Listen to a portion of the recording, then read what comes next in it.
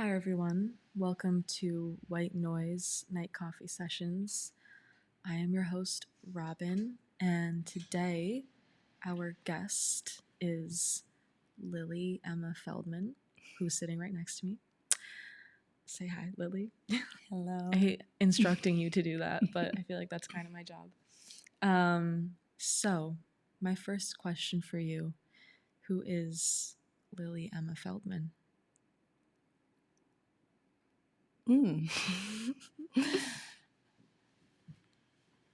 Who is Lily Emma Feldman? I feel like that's a loaded question. Mm-hmm.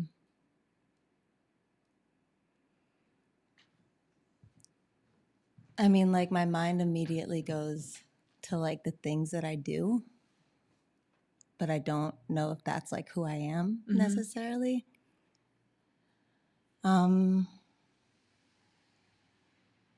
I think I'm still trying to figure out who that is or how to, like, explain who that is. But I guess I'll list the things that I do. Mm-hmm. I'm a mom. I'm a teacher. I'm a friend. I'm a daughter. Want to know what's coming into my mind right now is that song that's like, I'm a bitch, I'm a lover, I'm a child, I'm a mother. But yeah, I think that like I've changed a lot over the past year and like the past like ever since becoming a mom. So I think that defining exactly who I am in words is a little difficult for me. Yeah, I imagine that it completely changes once you become a mom in a way. I think so. Yeah. I mean, I wouldn't know. I only have animals, and it's not like they are my children in the same way. Well, they are your children, but Yeah. I did read this article recently that was talking about how, like, after women die, you could tell from their just brains who was a mom and who wasn't. So Wow. it's like not only does like your brain chemistry change because of hormones, but like your structure also changes. Wow. So I'm still getting to know this new brain, I guess. But I don't know. I also feel like it's a little funny, like explaining who you are. Yeah. Does that? Well, it can be both who you are or who the persona of you is. Oh, I don't know. I feel like I know who I am when I'm like out in the world. Like I know how I'm perceived at times. Yeah. But like I think that putting it into words for some reason feels hard.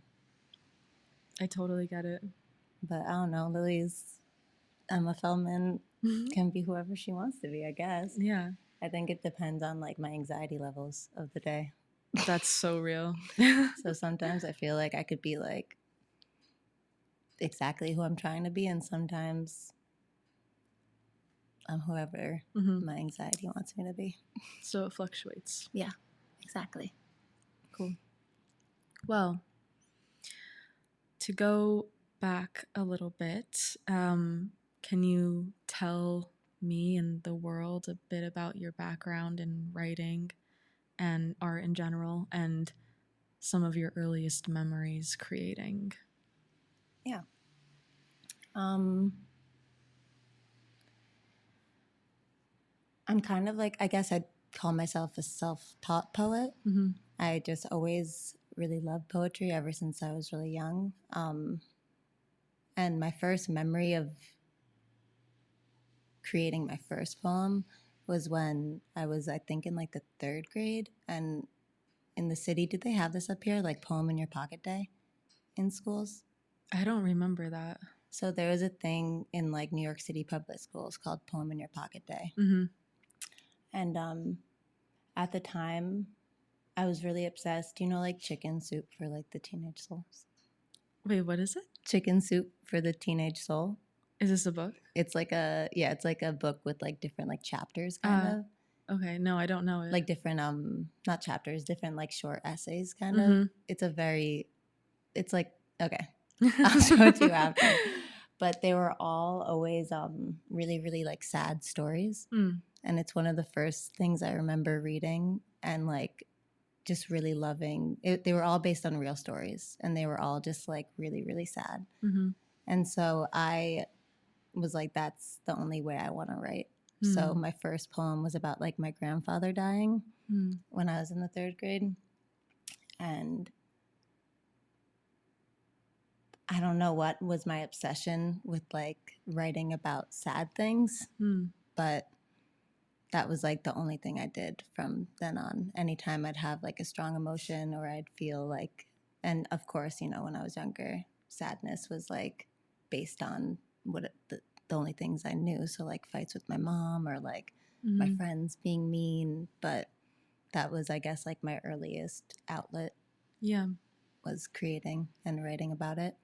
And now in my adult life, I feel like it's been like my main form of expression when I don't know how to like articulate what I'm feeling. Yeah. I'm usually able to write it. So was that an intuitive thing for you to just like write a poem, or was it like a form that you had known about already? It was, I think, just intuitive. I'd never really, my dad actually writes poetry, but I only really learned that about him after I started writing. He like started sharing with me when he saw that I had like an interest in it. But yeah, it was just something that I just kind of started doing. And I don't know, like I feel like I didn't really call myself a poet until maybe like my like mid 20s. So like 6 years ago, 7 years ago. Yeah. I feel like I more just thought that I like wrote, like it was like almost just like journal entries. And then I remember one time I was at an open mic and I was like sharing something, but I was not calling it poetry. I was just like, these are like my journal thoughts. And someone came up to me after and was just like, just shut up, like stop being so like you come up and then you're like, oh, this is nothing, and then you read something and you like touch the people in the room and then you're just being like this little coy girl behind. Like he was like, just call yourself a poet. And I was like, okay. Wow. I mean, I both love that person and I hate them. Kind of a dick for sure. Right. Yeah. But, like shut up, but also I think we need that internal monologue sometimes. That's so interesting. I think there is a moment in every poet's life where they're like, okay, I either have to accept this or like deny it forever. Yeah. So forever and ever. So were there any early inspirations, you know, writing or art related and that you can remember? I mean, my whole fam, like I grew up with artists. Like my brother was in like art, yes. Poetry, like not necessarily, to be honest. I know that's like sounds kind of funny being a poet and not really having like a specific person that like influenced me. But I feel like it was really more going to like open mics and going to like poetry readings. It was always more like peers and friends that inspired me as opposed to like famous poets. No, that makes total sense. I mean, I think the idea that we all need to be inspired by a person is like a really contrived idea, and being inspired by your peers and by the world is what all of the original poets were inspired by anyway. Yeah. So it's not like they had role models, you know. That's fair. They had a lot of war and famine. So when did you start going to poetry readings and open mics? My first one was in Harlem, and it was my brother's. My brother went to college with. He was like in a conservatory for musical theater, and so all of his friends were like artists and singers, and they started this open mic night in Harlem, and That's kind of a lie, actually. It was this guy I was dating, and I went to his, but I didn't really read at first at his. I was more just like going. Yeah. But I remembered that was one of the first times where I was like, maybe I would read here, but he was kind of like an asshole, to be honest. So, anyways, that's a whole other story. But the first place I ever shared at was my brother's friends started this open mic night in Harlem, and it was honestly like one of the best experiences like from the city that I have. Like, it was my favorite time of the month was whenever those open mic nights were. And I was so nervous at first to share anything that I had ever written. And I remember meeting with my brother at a coffee shop before, and I like made him listen to the poems I was gonna read, and he was like, "You have like just like," he was like, "These are so you, like just read them. It doesn't matter. Like, people don't care if you're like," because I think that I've always been, I don't want to say I've been self-conscious of like the way that my poems are almost very literal. Yeah. And I feel like I write very much like I'm just telling a story. And I do feel like at times before I've had people be like a little bit like the man that I was talking about at the open mic night, like not the one who told me to just own being a poem, but the guy I was dating. Yeah. I remember one time, like, I read a poem around him, and like these girls really loved it and asked for copies of it, and he just like was like, well, it must be nice to just be like a blonde tall girl that like can read something random and like people just love it. Whoa. And I was just like, this was literally about like something not so surface level, and you're just like diminishing it down to just being like. So I think that like little comments like that and like people judging me, especially like because, as I said, I feel more like I am a self-taught poet, and I don't really have like that rootedness and like being trained or like going to school for it or anything. I feel like I've always had some more like insecurities surrounding. I'm not even answering your question. No, I think what you're saying is actually much more interesting than what I asked.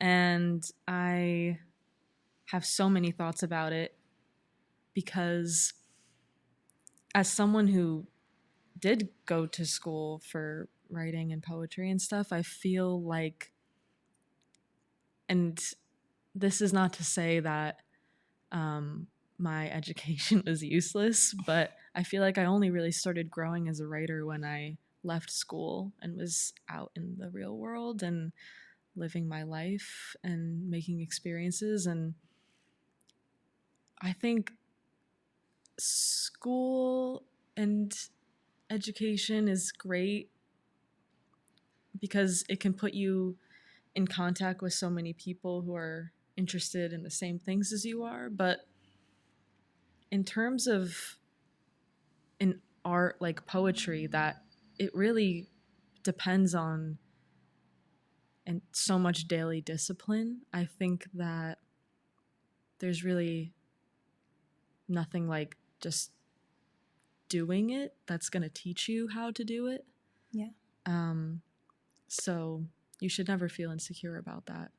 I mean, sometimes I feel insecure by saying I have a degree, which is like, it sounds like probably so crazy to you, but I think it makes people think like I have an ego about it when I totally don't.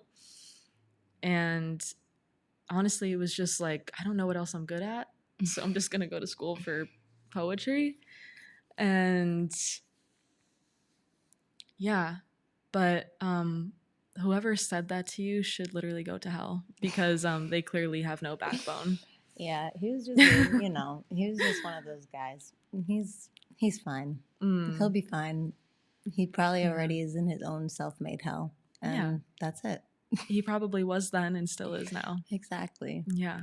But I definitely took it to heart at that time, but now I'm just like, yeah, because you're still doing it and you're still making shit happen. So, and the point is I just like love it. Yeah. Like, and I also am so like, I'm so I feel like I'm not so good at speaking about how I feel. Yeah. And I know for a fact that writing has made me significantly better at just expressing Oh, totally. whatever the fuck I'm thinking. Sorry, I'm allowed to curse. Yeah, of course. Okay. I But, doubt there's any children watching. Yeah, this. they're like, cancel her. Mm. Yeah, I don't know. I think I became more confident in writing when I realized that it was just like an outlet for me to understand myself Yeah. and to understand like what was going on for me. And then to go back to the question, so there was this open mic night in the city, and I started really like, I would be like shaking when I would go up, and Yeah. I'd be so nervous, and I'd be like hiding behind my book the entire time. Yeah. And then gradually, like at one of like the last ones that they did, I was like reading without a book even in front of me. Wow. And I was just like reciting certain poems, and it was like definitely a space for me, not only just like to step into that, but it was just like healing in every way. Like Yeah. it was definitely like the catalyst to kind of show me what I like to do, if that makes sense. Like, Yeah. I don't know, like a hobby, but like also just like, Yeah. I feel like, you know, when you're in the city and when you're a young adult, like you're kind of in a cycle of like you work, you party, you work, like, and not necessarily doing anything that's like making you actually feel good. Yeah. And I feel like going to those showed me that there's so much more that I want, and that the cycle that I was in wasn't one that was actually like making me happy. Yeah. So I love open mics. I like really like, that was one of the things moving up here when I'm like in Kerhonkson, like I didn't know, and I wasn't driving, and Yeah. I like wasn't going to any in Kingston. And one of my goals for this spring and summer is to like go to more and like immerse myself into the upstate open mic world. It's you know, there's a lot of people doing great stuff out there, and I'm fortunate to be part of that community, although I don't make it out to as many as I'd love to. But I think I'm not going to talk about myself more than this, but I just relate so much to what you said about, you know, being a young person and kind of trying to find yourself and having this really empowering experience through performance. I mean, I tell everyone at some point while I'm here that happened to me literally on this stage, because this was the first place I ever performed was Greenkill. Oh, that's awesome. Almost 10 years ago now, which is crazy. Yeah, it's a really special thing, and I've never met someone who's like left that experience and like felt worse about themselves. Mm-hmm. You know, it's definitely like a high. Definitely. And I always like I'm trying to get one of my friends' girlfriends to come and sing on Sunday. And I like always say it where I'm like, I feel like there's something about open mics where it's like people are just like, it's like I said before, it's just like people's hobbies. Like it's just things that people love to do. And like if you just love doing it, I feel like I've not been to a space before where it doesn't just like translate. And then you just leave and you're like, oh, I just did something that I really fuck with. Yeah. And people were able to like feel it with me. And then then you do it again. Yeah. I mean, it's been great to have a space where I'm forced to come back all the time because it just makes me like, yeah, I've definitely gotten over that nervousness, because I remember, I mean, I was shaking on the stage for many years too, Yeah. before that got better. I still get nervous. Yeah. Like, I like still, like, no matter what, like, I definitely still get nervous. And I think that at that space that I was doing it years ago, like, I got so used to all the people there too. Yeah. But now it's like anytime I do it at a new place, I still like have that like inner whatever anxiety and but I don't know, that's part of the fun though. Is like, or not fun, but that's just part of the process, is having the bit of anxiety at first, and then either it passes or it doesn't, but always get through it. Yeah. Well, speaking of process, I'm curious about your writing process. It seems like a really, just from like what I've gathered from our conversation already, like just a very fluid thing. I mean, I'd love to hear what it's like from your words though. It's just whenever I have a feeling. Yeah. I usually start, like, I'll be on the toilet and I'll be thinking, and then I'll just go to my notes app, or I'll be like out and I'll have like a thought. A lot of the times it'll like start as like a thought or a line, and then I'll either grow on it right away, or I'll like just write the line down, and then when I get home I'll write more. Recently, and like this happened years ago, and then recently it's happened like one or two more times, I have literally like recited poems in my dreams, and I'll like wake up and I'll immediately write it down. Wow. Or write down like the 4 lines that I wrote in my or that I said in my dream, and those are always fun. I like love it when that happens. I wake up, I'm like, nice. I didn't have to do any work. Yeah, that's so special. But I think that, I mean, a lot of the time, like, so I'm going through like a breakup right now. I'm not going, like, it's been for a year or so. And I think that there was a time where like every time I was feeling like a big emotion, I would like reach out to this person and I would say the thoughts that I had towards him or towards the situation. And it was just like kind of this bad cycle, because it was like a release for me, but it wasn't necessary. Yeah. And so instead I just started writing every time I wanted to message. I would just like write something new. So I am like, you know what? I've written more, I feel like, this year than I have in like 5 years. Wow. So even if breakups are hard, they motivate you to do something. And I guess I'm being motivated to write a lot. Yeah. So yeah, really like my process is just like, if I'm having a feeling, I usually just write about it almost immediately, and it helps me cycle through whatever it is that I'm feeling. Yeah. So, and because I don't know if you mentioned this, when did you start performing? Like, what was this, like in your early 20s, you said, or? Yeah, I think I was like 22, 23. Okay. And I'm 31 now. Okay. So you have like a good 10 years under your belt. Yeah, about. I like stopped for a while. Like when I moved up here, I hadn't performed anything for like, because COVID and like then moving up here. Yeah. So like 10 years with some like gaps. Yeah. Cool. Yeah. So I'm going to jump around a little bit now, but because we know each other totally outside of the context of like art, I guess. Because I interviewed you like, it must have been like over a year ago now.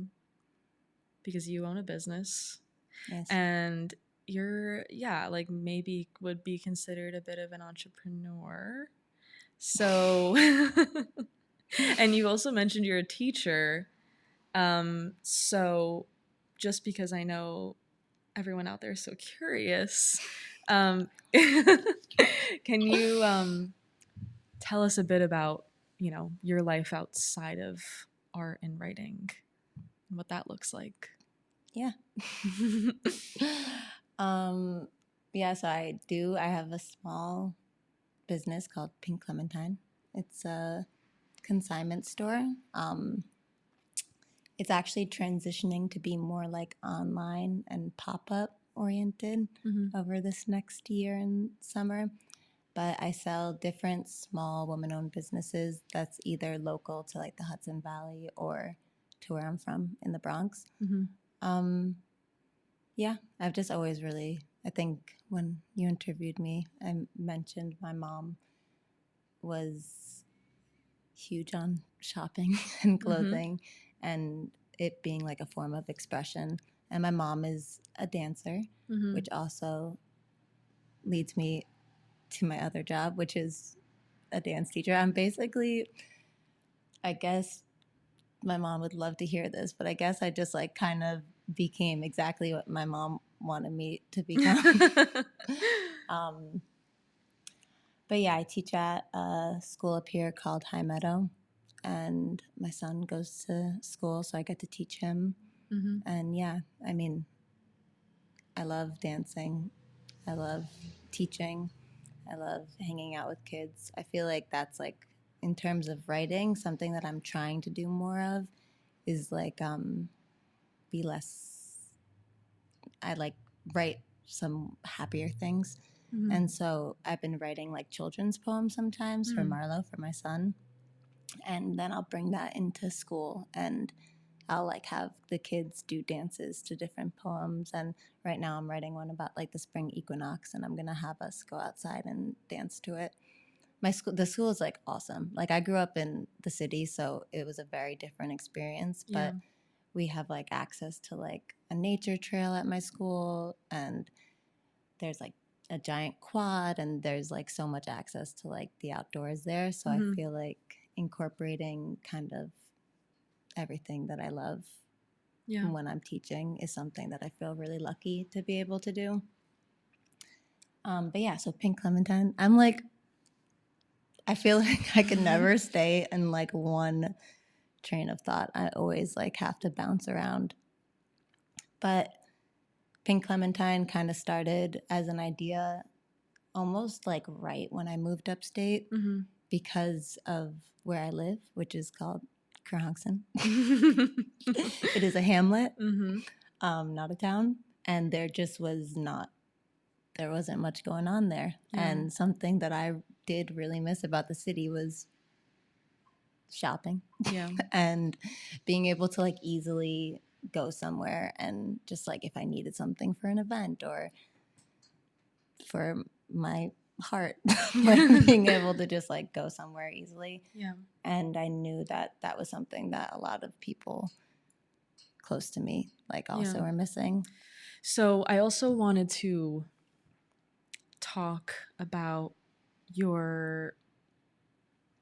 I feel weird saying like your identity as like a mother because that's not really like an identity. It's kind of like a role. But I'm curious how that has influenced your creative output. I mean, you just mentioned a little bit like writing for your son, but maybe how you've seen your writing change or progress, or maybe like, you know, you have less time now or whatever. Well, I feel like when I was like freshly postpartum, I like could only write about him. Like it's like anything that I was feeling always circled back to like what then was my feelings towards him, I guess, or his name is Marlo.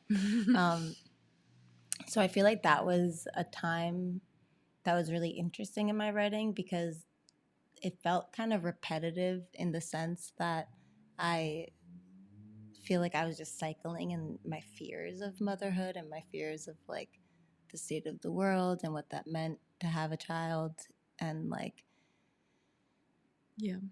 just I think I just had like postpartum anxiety and I think that like I said I cycle through my emotions by writing, and I understand them better that way. So I think that was just like at the forefront of my brain at all times. Yeah. When I was freshly postpartum. And then I think that I definitely stopped writing for a moment. And part of that was just because I think I was like just trying to figure out who I was again. Like when you asked me who is Lily Emma Feldman, I feel like I had like a moment postpartum where I was just like, I don't even know like where I stand right now as like an individual and not just like as a mom. But I think that like over the past 2 years especially with this transition with my ex now, I feel like writing for me has also kind of turned into and like I'm trying to find the words to like describe this, but I almost feel like I hope that one day I'll be able to share what I write with Marlo. Yeah. And that it'll be kind of like he'll be able to understand like why his parents aren't. This is gonna make me cry, so I'm gonna stop talking for 1 second.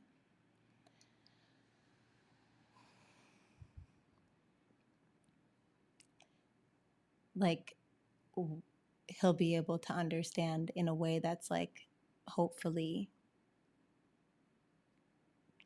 almost can bring him like happiness by seeing like the way that it's written about. Like so it's like there's obviously love and there's obviously like there's just choices you make, and almost feels like lately a lot of my poems are like a map to show him like the process of everything. And I don't know, hopefully he likes me enough when he's older that he wants to even know and he like cares. But it seems like you guys are like best friends.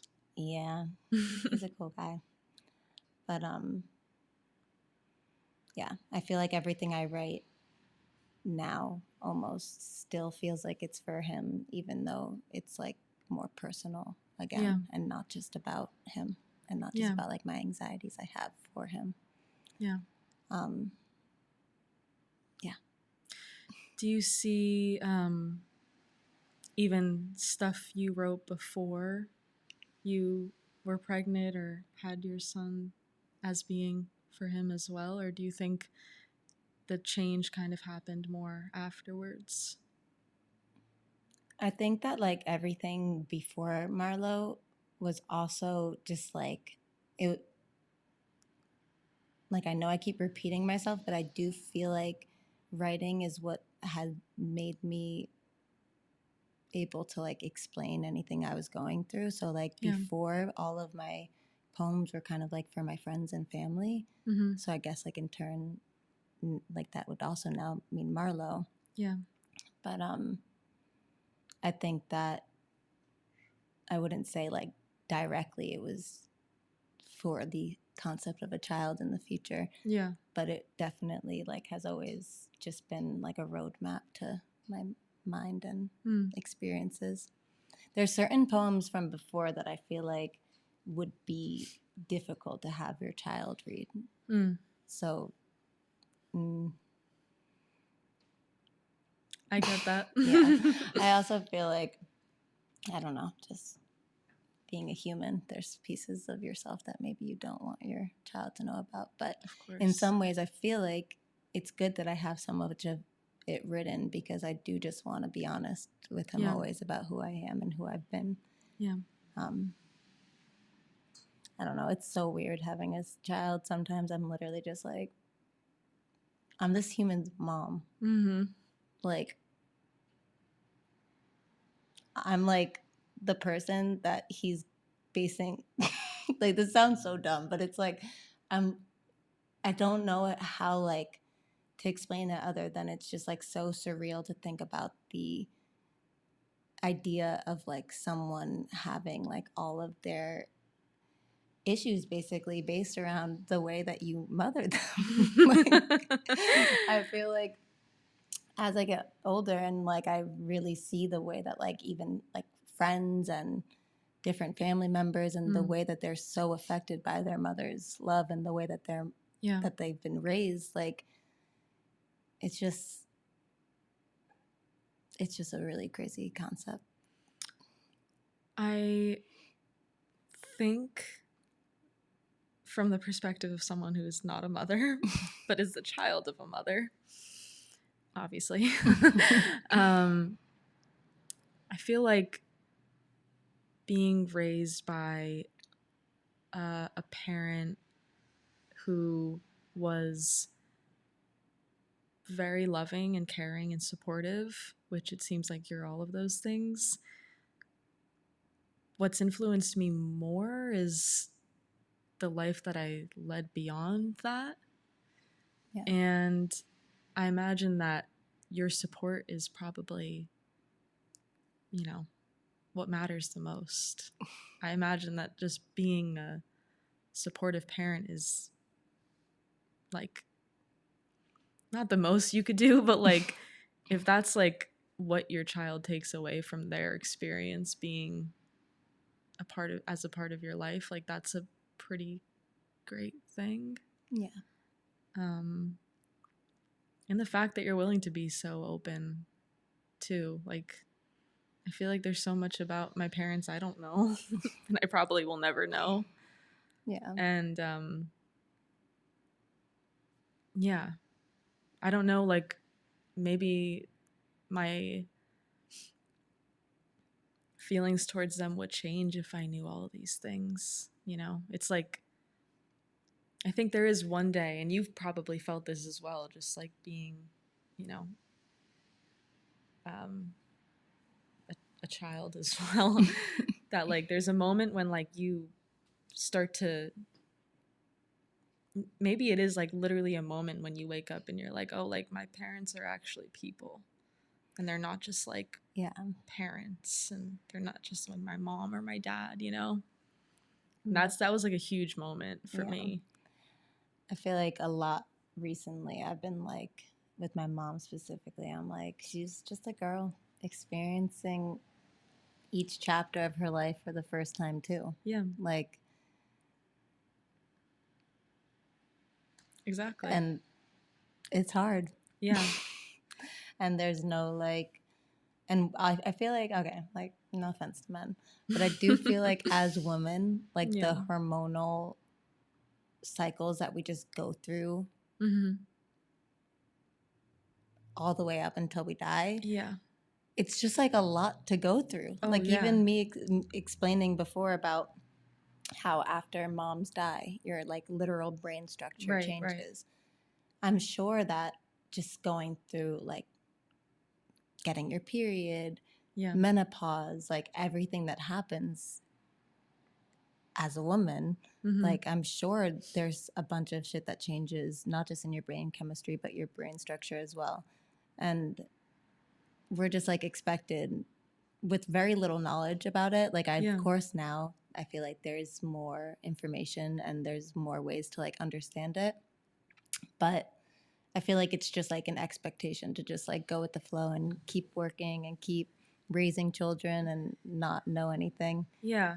But honestly, I feel like every single time I'm like about to like get my period or something, I'm like, why am I feeling this way?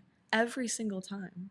Yeah. I'm like looking up the symptoms. I'm like, why am I like why am I wanting to like murder everyone in my no, maybe I blame it too much sometimes, but then I'm also like,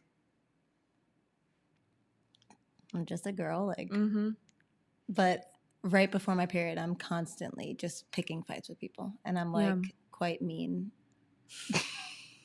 and like reactive and like then immediately I get my period. Yep. And I'm like, well, it's not my fault. Exactly. But it's also, so men go through their like hormonal cycle in one day. I was literally just going to say, like, someone told me recently that men have like a 24-hour cycle. And I was like, oh, that makes so much sense. It makes so much sense. That's why they're little fucking sassy bitches in the morning. Because they're in like their luteal phases. Yep, literally. And then they get like the burst of energy. But I don't know which is like there's a piece of me that likes it being spread out. I think that if I was getting every range of emotion in one day, I'd actually like maybe not be well. But I don't know. It seems easier just in the sense of like maybe being able to regulate it. Maybe men just need to try. I don't think they're ever thinking about it. Yeah, that's the thing too. But you know, in their defense also, no offense because there's a man here doing this lovely work right now. But in their defense, I also think that there's not that much like education about it and like how to like, because it probably would be helpful for them to know like when they're going to get surges of certain hormones and like how honestly, that could affect them. No offense to the men out there, I just don't think they care. I don't agree. I know some men that care. I would love to meet them. I'll introduce you to them. Okay. I'm just like, I really like, in my experience, I just feel like I don't know. I'm coming off as like a man hater right now. I'm totally not, guys. It's also totally okay to like hate most men. I don't know. I don't not hate most men. Honestly, if in the scope of like the being like a young woman, I think I hate men probably a lot less than most young women my age. That's valid. I really don't hate men though either. I just like I think of course like fine like it's like you hate the patriarchy, not the man. Of course. But like I think generally speaking, I have a lot of like really great male influences in my life and like my dad's a great guy. Yeah. My brother is a guy that when talking about like who would care about how to balance your hormonal cycle, like he would actually want to know. Like honestly, I think it should be like, you know, just like men going to therapy and stuff like that. Like yeah, you're like maybe just go to therapy. Like, yeah, maybe try it out. And I think I mean I was like really quick to like respond to that, but I do think that you know, like everyone, it's just like the stages of acceptance and stuff. Yeah. And I don't know. I think I'm like really like over conflating this now a little bit. I feel like we've been talking about I'm like, what was the question? I feel like every question you've asked, I've like somehow made it go to like a completely different place by accident. Were we both have like about totally motherhood. We were. Okay. Yeah. Sorry. No, it's fine. I mean, that's what this is about. It's like the questions are like just starting or stopping points, I guess. But all that to say, motherhood seems like an exciting time, and I bet that your writing can only benefit from it. Yeah. I think I've become a better writer since becoming a mom. Yeah. I think that it's also like it makes me like carve out time to write also, like in a way that maybe in the past I wasn't really doing. Like I said, like I'll write like a line or I'll sometimes just like have an immediate thought, but I find myself like, especially like at the end of the night, like after bedtime or something, like really taking a moment for myself if I haven't written in a while. Yeah. And I feel like maybe in the past I wasn't like utilizing like I was just mostly free in the past. Yeah. Like other than like work or friends or whatever, like. Right. But yeah. And it also, like I said before, feels like I'm writing like stories to tell Marlo in the future for him to understand me if he wants to. It sounds like really great fodder for like a memoir one day or something. Or you could just keep it to yourself. That's totally fine too. Not to also like totally tangent, but I think that there's something about actually I don't even know if I'm going to get into this right now because I'm going to just I like just saying that made me want to like go into like how I feel about like the publishing industry, but I want to talk about your book. That's a great pivot. Um, which is obviously one of the reasons I was interested in inviting you here, because I want to hear more about your book and also want to hear you literally read it.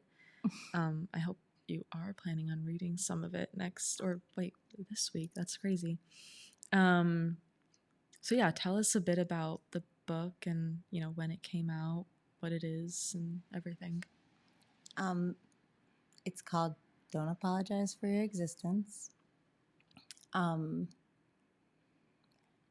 me, like, I will read one thing from it, but it was kind of like a love letter to my 20s in a way.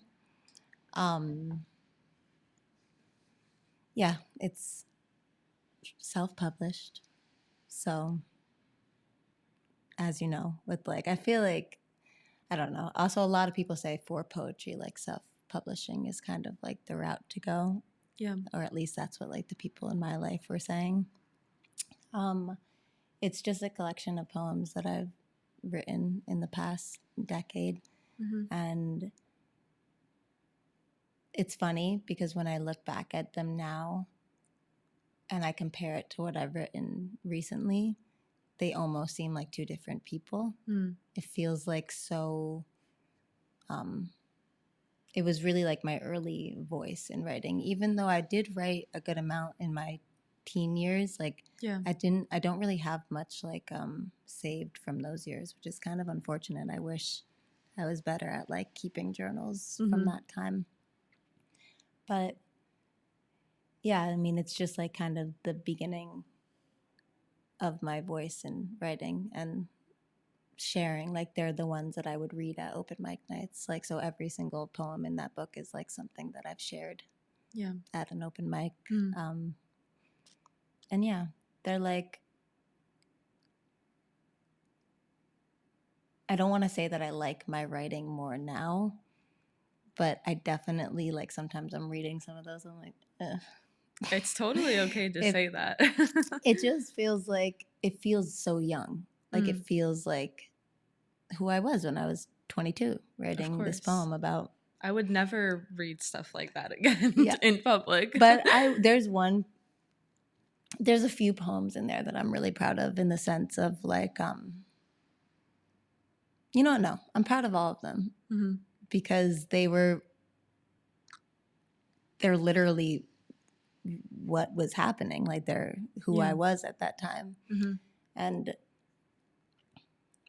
But sometimes, like, some of them I just generally have, it makes me like ick a little bit when I read them, but it's okay. It's still like, that's important. I look back at like videos I made at that time and I ick.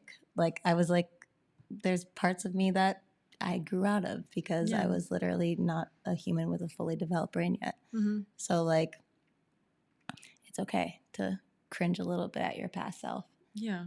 But yeah, it was kind of just like this. It's just a little, like, a passion project, you know? I was just like, I have all these poems. My cousin Laura Weil is a beautiful artist, and it's my mom's sister's daughter, who, fun fact, we were, I guess they did it subconsciously, like, named after, like, my mom's childhood, like, the person she played with her sister was named Laura, and her sister's childhood, like, person that she played was named Lily. And then we were both named Laura and Lily, and they both of them never said that it was because of that, but then we found that out like years later, and we're like, this sounds like you did that on purpose a little bit. But anyways, I just sent her a bunch of poems, and she illustrated it. Oh wow. And then my friend Rocio made like 2 of the pictures in it also. And then my friend Leah edited it for me.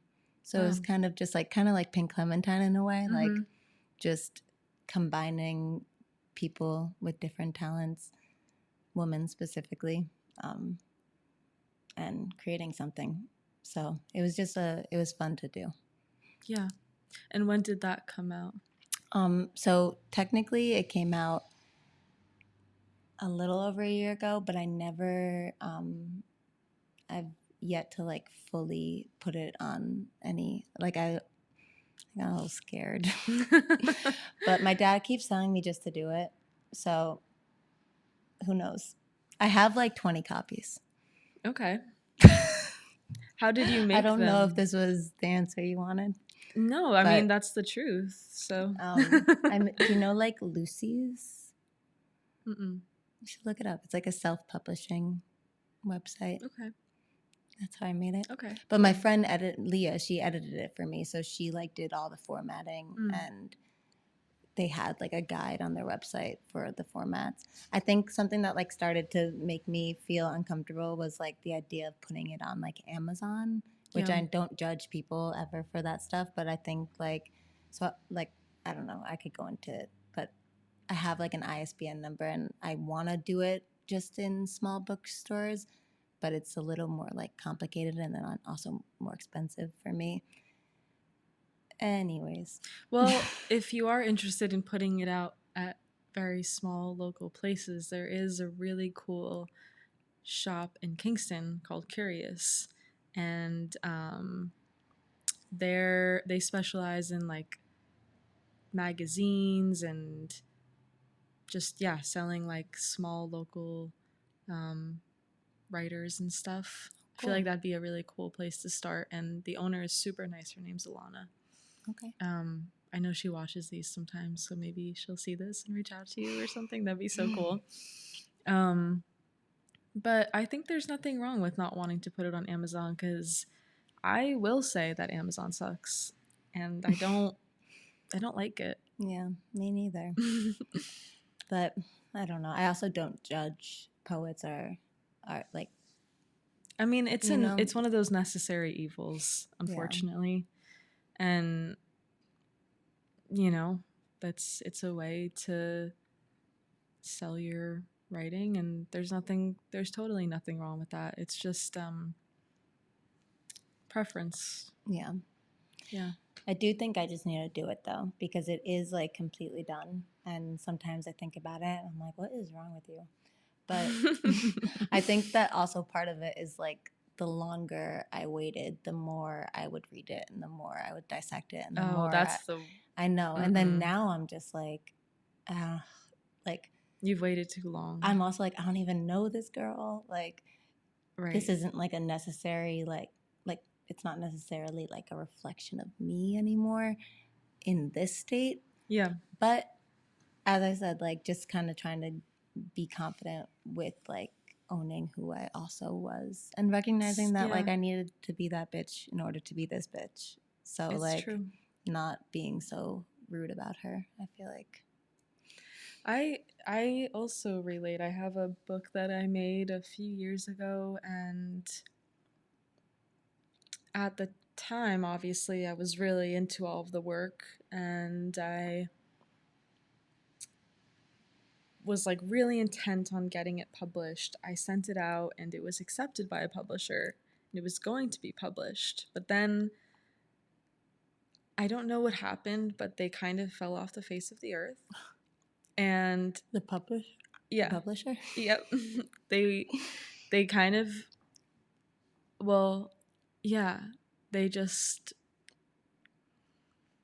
I mean, they never like said anything to me, but it's pretty clear that they just stopped the business and never notified anyone that they accepted, which is kind of wild. But now it's at that point where I'm like, I don't want this to be my most current, portrayal of my work, because it's not. And it's kind of like, it's past its prime. Like, I don't, like, how am I going to market this and be like, this is me, like, this is, I couldn't. I know that's what I'm kind of saying, but then, but maybe it's that, maybe we should do it together. Yeah. And just hold each other accountable. Because, like, it is, I think that there is something, maybe, like, it's, like, almost sweet, because it's still, like, it's, like, your baby. It is. And even though she might not be fully, like, representing you right now, she still is, like, representing who you were. And Right. like, or I don't know if she's a girl, I'm sorry. But like, I feel like that is because even talking about it right now, I'm thinking about how I really do want to put it out there still at Yeah. some point, because I think about people that might relate to it right now. Yeah. So like, even if like you're not relating to what you once wrote, like maybe what matters more is the people that will pick it up and relate to Of it. course. Yeah. Because that's like, for me at least, always been one of the points of like sharing my work, is for other people to hopefully relate slightly, or Yeah. the knock is over, or feel like, I don't know, I not necessarily like inspired, but just like, sure, inspired, Yeah. for lack of a better word.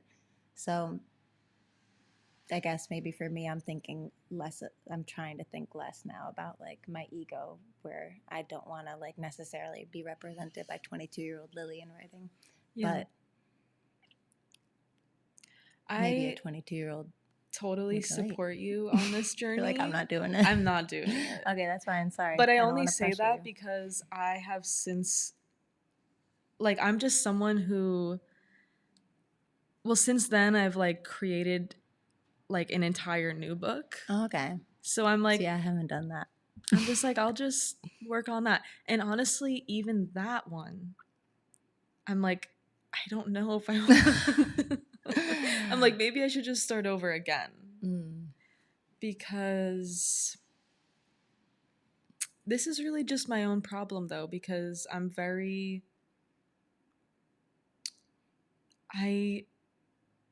This is it. Another aspect about performing as much as I do with my open mic and stuff.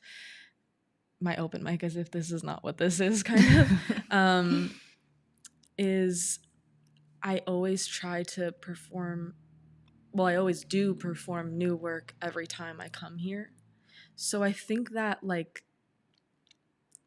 idea of like everything always has to be new and interesting and like as current as possible, even if it's not good, it just has to be like contemporary. I think that's kind of like messed up my brain a little bit. Because now I'm just like, I don't want anyone to read anything I've already written that they've heard or anything, because it's like, I don't know, this is like making absolutely no sense as I say it now. I'm just like, what am I talking about? This is actually kind of crazy. But yeah, so I'm gonna try to take a page out of your book here, literally. And I think we all should, because there is nothing wrong with like who we were a few years ago or whatever message we were trying to put out, because everything is like contemporary when you think about it. Yeah.